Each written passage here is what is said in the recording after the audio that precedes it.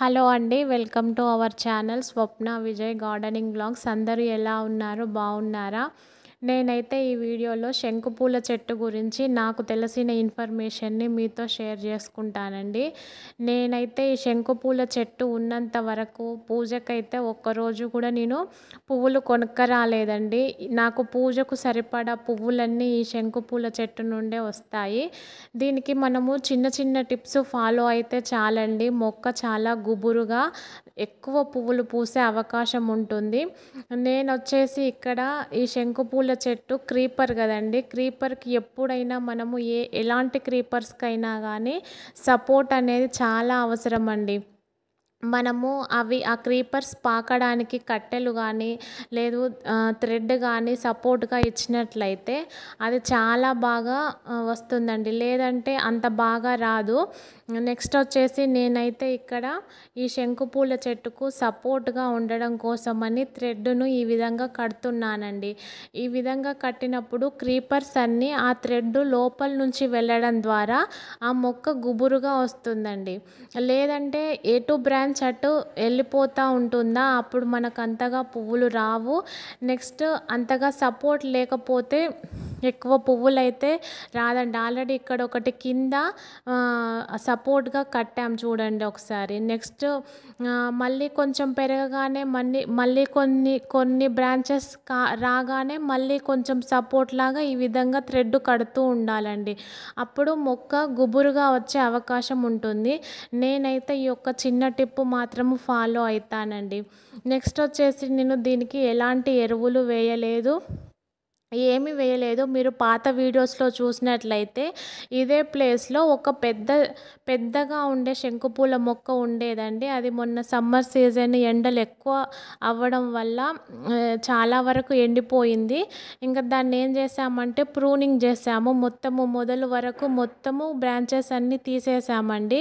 ఇంకా కింది నుంచి ఇప్పుడు వర్షాలు పడతా ఉన్నాయి కొంచెము ఇక్కడ. అందుకోసము కింద నుంచి మళ్ళీ ఇగురొచ్చేసి ఈ విధంగా మొక్క పెరిగిందండి. నేనైతే ఏమీ ఇవ్వలేదు. అది న్యాచురల్‌గా పెరిగింది. న్యాచురల్‌గానే పూస్తుందండి. ఇది నేలలో పెట్టిన మొక్క. ఆల్రెడీ కొన్ని పాత విత్తనాలన్నీ ఇక్కడ వేస్తే ఇక్కడ వర్షానికి బాగా మొలకెత్తాయండి. ఆల్మోస్ట్ ఇక్కడ 10, 15 చిన్న చిన్న ప్లాంట్స్ కూడా ఉన్నాయి ఇక్కడ. మీరు చూస్తే చూడండి ఎన్ని ప్లాంట్స్ మొలకెత్తాయో మొదట్లో. ఓన్లీ సీడ్స్, ఎండిన సీడ్స్ అన్నీ మొక్క మొదట్లో వేశాను అంతే. వర్షానికి అవే బాగా మొలకెత్తాయి. ఈ విధంగా మనము శంకుపూల చెట్టుకు సపోర్ట్ ఇచ్చినట్లయితే చాలా అంటే చాలా బాగా పూస్తుందండి. ఈ శంకుపూల చెట్టుకు ఒక ప్రత్యేక లక్షణం ఉందండి. ప్రతి ఒక్క కొత్త లీఫ్‌కి ఒక కొత్త మొగ్గ వస్తుందండి. ఇక్కడ చూపిస్తున్న ఈ ఫ్లవరు నెక్స్ట్ డే పూస్తుంది.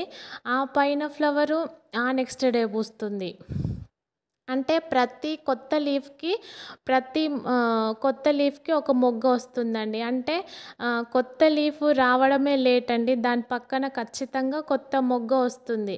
ఈ విధంగా రోజు పువ్వులు పూసే అవకాశం ఉంటుందండి ఈ చెట్టు. ఎందుకంటే కొత్త లీవ్స్‌కి కొత్త మొగ్గలు వస్తూనే ఉంటాయి కాబట్టి ప్రతిరోజు పువ్వులైతే పూస్తుందండి. నేనైతే ఈ విధంగానే పై వరకు కట్టుకున్నానండి.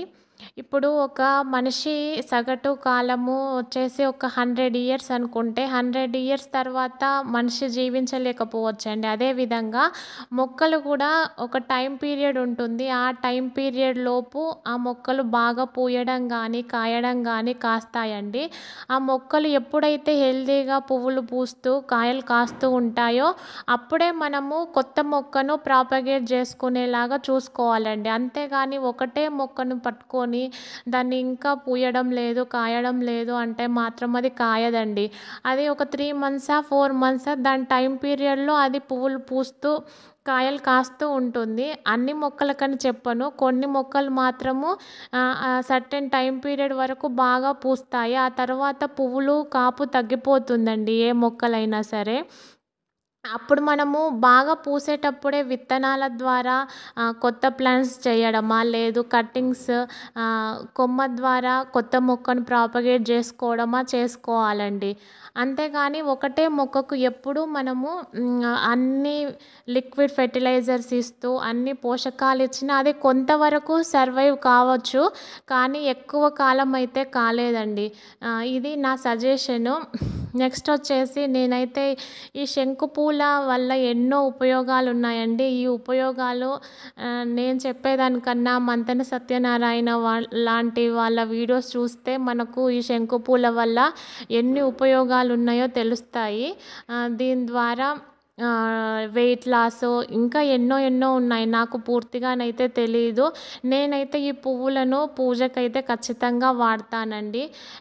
ఎందుకంటే అమ్మవారికి నెక్స్ట్ తర్వాత వెంకటేశ్వర స్వామికి ఎంతో ప్రీతిపాత్రమైన ఈ పువ్వులను నేను ఖచ్చితంగా పూజలో అయితే రోజు పెడతానండి. ఎన్ని పూస్తే అన్ని రోజు మార్నింగ్ అయితే తెంపి దేవుడికి పెట్టేది నా అలవాటు. ఈ విధంగా నేనైతే ఈ పూలను యూజ్ చేస్తాను. కాబట్టి ప్రతి ఒక్కరూ ఈ మొక్కనైతే ఇంట్లో పెంచుకోండి. చిన్న చిన్న పాట్లల్లో వేసినా కానీ బాగా వస్తాయి.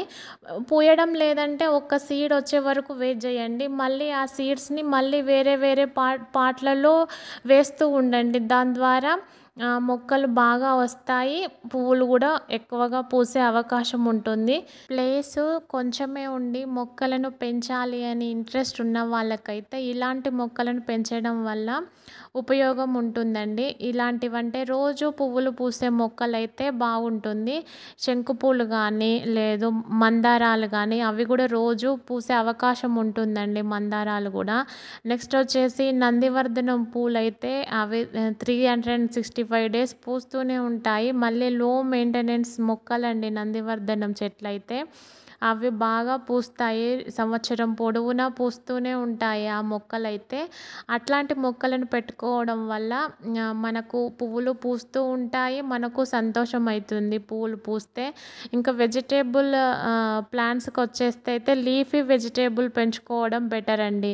అంటే పుదీనా, కొత్తిమీర, పాలకూర, చుక్కకూర అట్లాంటి ఆకుకూరలు పెంచుకుంటే సరిపోతుందండి. ఇది తక్కువ ప్లేస్ ఉండి మొక్కలను పెంచాలి అన్న వాళ్ళకైతే నా సజెషను.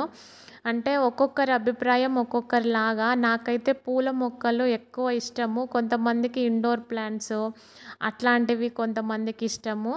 అట్లా ఎవరి ఆలోచనలు బట్టి వాళ్ళు పెంచుకుంటే బెటరు. పూల మొక్కలు పెంచుకునే వాళ్ళైతే ఇట్లాంటి మొక్కలు పెంచుకుంటే బాగుంటుందండి. నా దగ్గర white colour, purple colour, double petal, single petal flowers మాత్రమే ఉన్నాయండి. వేరే కలర్స్ లేవు.